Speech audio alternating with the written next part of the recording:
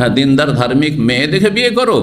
আর পুরুষের ক্ষেত্রে, ছেলে বাছাইয়ের ক্ষেত্রে, যা খাতাবাইয়ের মান্তার দাও না দিন অখলকাহ, তোমাদের কাছে যদি প্রস্তাব দেয় কোনো ধার্মিক ছেলে এবং চরিত্রবান ছেলে, তো ফাজাউজু, বিয়ে দিয়ে দাও। তাহলে ধার্মিকও পাচ্ছি, চরিত্রবান পাচ্ছি, শুধু ভাষাটা ভিন্ন, অথবা শিক্ষাগত যোগ্যতা কম, অথবা আপনার অভাব আছে, ইত্যাদি আছে। এই ক্ষেত্রে তো হাদিস তো বলছে বিয়ে দিয়ে দাও, কিন্তু এই হুকুমটা ফরজ নয়।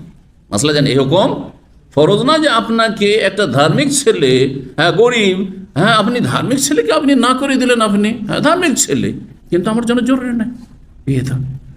কিছু কিছু হুকুম আছে যেগুলো মুস্তাহাব, আমর মন্দুব, হ্যাঁ ফরজ ওয়াজিব নয়। যদি আপনি মনে করেন আমি এর চাইতে ভালো পাবো আর অন্য দিক থেকেও ভালো পাবো, তাহলে আপনি চেষ্টা করুন।